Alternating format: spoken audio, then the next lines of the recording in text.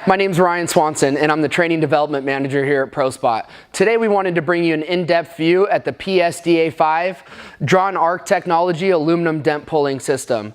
The DA5 gives you the versatility in the shop to be able to set keys, aluminum keys and aluminum studs so that you are ready to work on any aluminum application as it comes your way.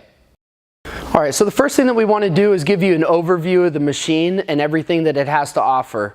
So we'll do a more in-depth view of what each of the knobs do, but just to get you familiar, you can see that it has 4 knobs across the top that controls your pre-gas, the power, the weld time, and the post-gas. And then you also have a test and a weld toggle switch going from the test mode to an actual weld mode. And then looking down here at the bottom where everything connects in, you'll see looking from the left to the right, you'll see the positive sign on there. That's where the actual gun is going to plug in that actually does the key and the stud setting. If you look right to the right of that, we have the orange gas hose. This is a nice, easy, quick disconnect on here. So really just push in the little blue button and the hose comes right out, making it really nice and easy to switch in and out. Right next to that, we have the control cable. That's all bundled together with the gun. The control cable is what actually sends the signals to the machine when you're actually working on the car itself. And then all the way to the right, you'll see the minus. This is just a typical ground cable that you would have when you're performing a weld or something like that on a vehicle. So typical ground cable, and that one's right there on the right. All right, a couple more things that we want to point out about the DA5 is the fact that it does use 100% argon shielding gas for the aluminum. Because it's actually creating a weld, which we'll talk about a little bit later, the shielding gas is required in order to make good contact and get a good pulling point. Then looking at the back of the machine, you'll see that we have the power switch. The power switch does have a built-in breaker. So you'll see as we turn it on, if the switch becomes floppy, that means it blew the breaker. Go ahead and flip the machine down, the switch down, unplug it, let it sit for about a minute, plug it back in and turn it back on. If it persists and it breaks the breaker again, go ahead and contact your local electrician and make sure that the power supply going into the machine from your shop is adequate. All right, so just like any new equipment that you bring into the shop, understanding how it works and how the technology functions is the most important part to make sure that you get the results that you desire on the application itself. If you don't understand how the machine and how the technology works, it makes it very difficult to get good results and get good anchoring points. So we're going to talk a little bit about the theory of the DA5. The DA5 is a drawn arc welder. Drawn arc meaning that it actually creates an arc to set the key into the panel that you're trying to set the key or the stud into. So if we take a look at the key and the gun, what happens is the gun recoils back kind of like a little 22, and when you have the key set in there, you'll touch the key to the base material. And then as we pull the trigger, the head is going to retract and then come back forward. And as that retract happens, it's going to strike an arc in between the base metal and the key. As that arc is struck, the key is going to move away from the panel and then set itself right back into the weld puddle that we just created, setting the key and giving you a good strong anchoring point. So it's very important to understand that applying pressure is not something that you want to do. This is one of those tools that you want the tool to do the work for you. Any added pressure or downforce will cause a bad weld and make it very difficult to get a good, consistent, strong holding point. All right, before we get to the hands-on part of the demonstration for the PS-DA5, we want to take an in-depth look at what the welder and the machine has to offer on the face of it first. So we'll see here that we have 4 knobs, and then we also have a switch on top that says test or weld. So the first thing that I want to point out before we get to all the settings is that if we put it in test mode, I'll demonstrate this in the next clip. This is what's going to give you the test of the throw or the recoil on the gun itself. So as you're setting up the pressure on the back of the gun, this is going to give you a good starting point and tell you how big or how small that throw is going to be on the gun. Once we put it down into weld mode, now we can start looking at the knobs from left to right. So you'll notice that we have a pre-gas, we have the power, the weld time setting, and the post-gas. Because this is a drawn arc welder that we talked about, where it actually creates an arc to set the key back down into the panel, and we are using 100% argon shielding gas for that. That's why we have a pre-gas and a post-gas.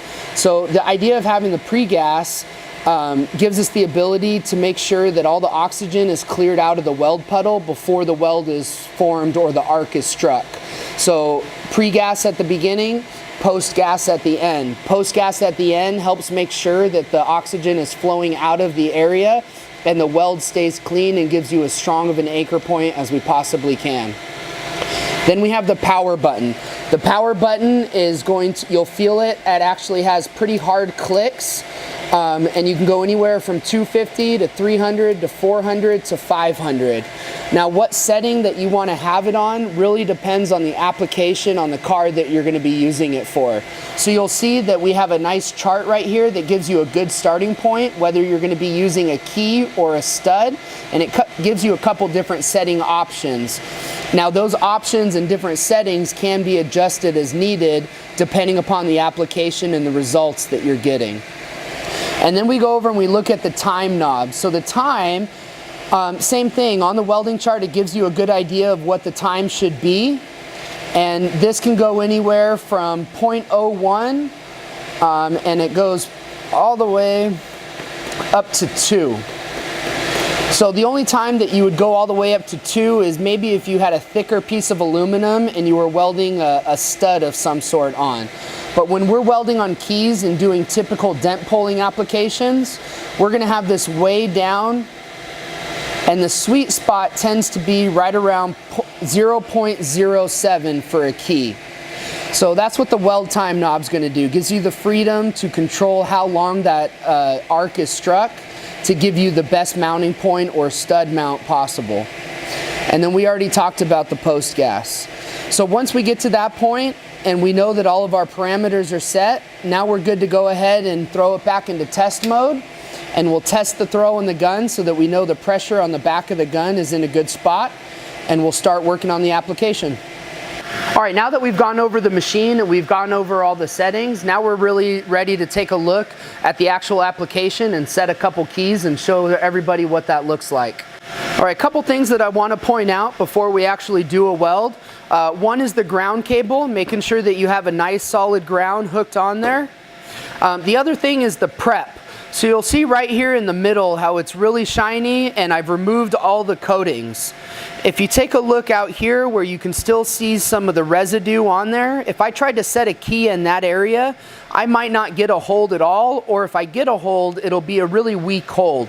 So it's really important to make sure that the surface prep is right where it needs to be and all the coatings are removed before you try a weld. That's going to help ensure that you get as strong of an anchoring point as possible. All right, once you know that you have the ground set and you have the surface prepped, we're going to talk about a couple different ways that we can set the keys.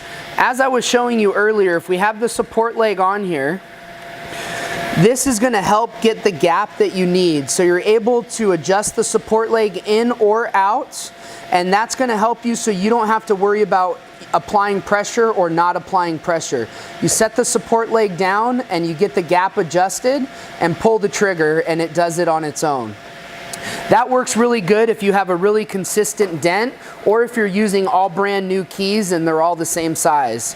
If you have an inconsistent dent and you have different contours and valleys, or if you're using keys that have been used before and maybe they're not the same size, the support leg might not make sense, and it might be better not using the support leg so you can control it.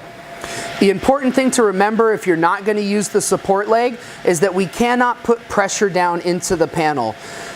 Remember, this is going to recoil and create an arc and set the key back down into that weld puddle. So if we're putting pressure down into the panel, we're going to leave ourselves a mess because we're just going to push and force that key while it's trying to strike the arc, and it's not going to let it do what it's trying to do. So for me, it's very important when I set it down, I barely touch the key to the base material, and I use my finger as a guide so that I know that I'm not putting any added pressure. Once I have it set in a good spot, we're going to pull the trigger, and you'll see the head recoil and come back down. Now we have a good strong anchoring point. Now that we know what it looks like to get a key set that we're happy with, I want to go over a couple troubleshooting things. We're going to take a look at a key that has too much penetration, and that's going to be one of these top keys. So you'll actually see that the top key actually burned a hole all the way through the hood and fell on the inside. The one right here on the left, you can see it has quite a big of a little weld pool on the bottom of the key, and it actually has a little bit of a hole that's starting to form around it. So we want to make sure that we get a good anchoring point, but at the same time, we don't want to have too much penetration, corrupting any of the E-coat on the backside. The more that we can save on the backside, the better. So the goal is to get as good of a weld puddle right on top of the panel as we can without putting a hole into the panel itself. So if you go through and get one of these keys right here that have too much penetration, a couple things that we want to take a look at. We want to be able to take a look at the weld time and double check that your weld time is right around 0.6 to 0.7. On really thin aluminum, we might need to lighten that up and go down to a 0.4 or a 0.5. And then we also want to take a look at the power. If the power is on 300 or 400, we might want to turn it down to a 250, or if you're on 400, go down to 300 and give it a try and see if that gives you less penetration. The other thing that we can do is take a look at the back of the gun. So we talked about the arc length and the knob on the back. So if we have too much penetration, we might want to dial down the arc length and lessen that a little bit and try that out. Same thing, if we have too light of a hold and we have a key such as this one that just really wasn't a good anchoring point and comes right off, we want to check the settings again, check the power. If you're on 250, we might want to go up to 300, or check the weld time again and go up a couple tenths on the welding time. Or we might want to double check the knob on the back of the gun, and if you're on the low end of it, we might want to tighten that up and give it a longer arc length to give it more penetration into the panel. Another thing that we want to take a look at when we're talking about settings and making sure that we get a good strong holding point is not only talking about the settings on the machine, but double checking the aluminum alloy that the vehicle manufacturers made that vehicle out of. With today's aluminum vehicles, there's a couple different aluminum series that are out there, and that may require a different aluminum key.